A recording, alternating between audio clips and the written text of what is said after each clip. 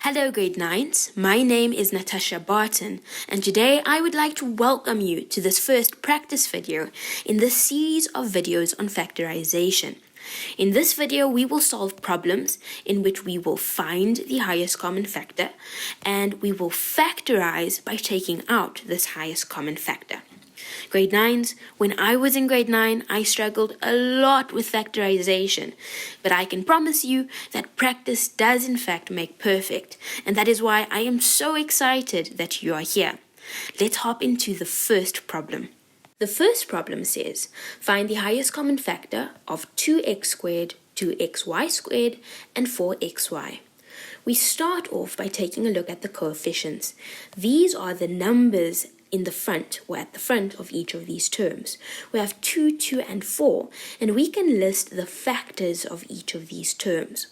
We see that the highest common factor here is 2, and we therefore know that the highest common factor of the terms given to us will contain a coefficient of 2. We then take a look at the variables, the rest of each of the terms. The first term contains x squared, which means the same as x times x. The second term contains xy squared, which means the same as x times y times y.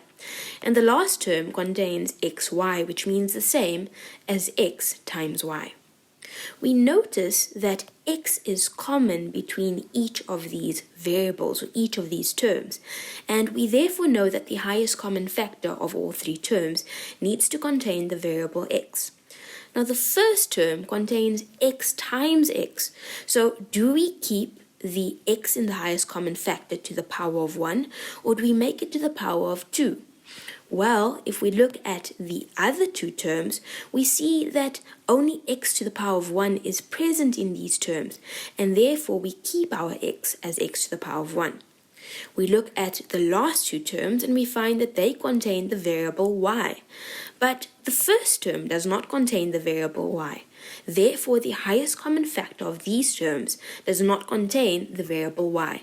And we can therefore come to the conclusion that the highest common factor of 2x squared, 2xy squared, and 4xy is in fact 2x to the power of 1. But as you know, if an exponent is 1, we don't need to write it down. Now this method is pretty lengthy, so let's look at a different or easier way of finding the highest common factor. We start off by looking at the highest common factor of the coefficients. And remember, the highest common factor of 2, 2, and 4 is 2. We then look for common variables or bases. We can see that x is common and we therefore write down x. Now we need to find the lowest exponent on the x variables in the terms when we compare the terms. The first term has x to the power of 2. The second term has x to the power of 1, and the last term has x to the power of 1. 1 is the lowest exponent on x, and we therefore write down x to the power of 1. But as you know, when an exponent is 1, we don't need to write it down, and therefore we come to exactly the same conclusion, that the highest common factor of these terms is 2x to the power of 1. The next problem reads, factorize 3x squared y to the power of 4 minus 6x y to the power of 3. In order to factorize this expression, we need to start off by looking for the highest common factor. Now grade 9s, it does not matter which problem you are given on factorization. No matter what, you always need to start off by checking to see if there is a highest common factor. In order to find the highest common factor here, we will make use of the method that I taught you in the previous problem. We start off by looking at the coefficients, and we know that the highest common factor of 3 and 6 is 3. We then take a look at the variables to find common variables. We find that x is common because it is present in each term, and y is common too. Then we take a look to find the lowest exponent of x and then the lowest exponent of y. X in the first term contains the exponent 2, and in the second term, the exponent is 1. Since 1 is lower than 2, the x in our highest common factor will remain to the power of 1.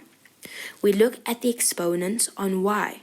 There is 4 and 3, and since 3 is the lowest exponent, we write y to the power of 3 in the highest common factor.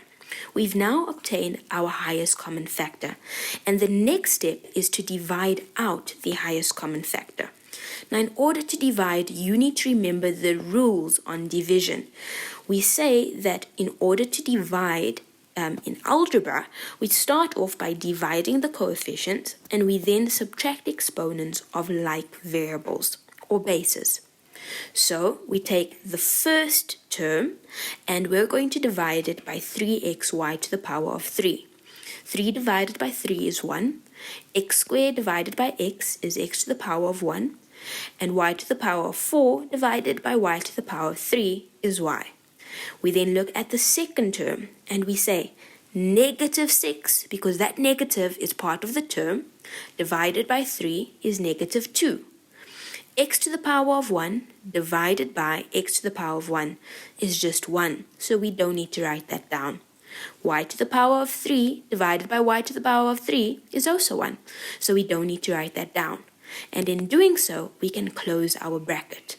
Ladies and gentlemen, we have now factorized completely, and this is the answer to this question. This next problem looks a lot more tricky than it truly is. It says factorize a multiplied by p plus q minus b multiplied by p plus q. Now, in order to factorize, we always need to start off by looking for the highest common factor. Did you notice that when I read out the problem, I repeated something? I kept saying p plus q. Grade 9s, that is simply because p plus q is in fact the highest common factor. So we factorize that out. We then look for the leftovers. The leftovers are a minus b. And all that we now need to do is write a minus b in the second bracket.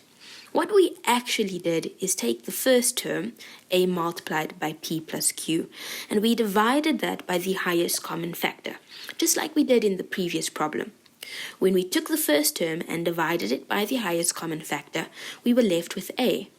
And when we took the second term and divided that by the highest common factor, we were left with negative b.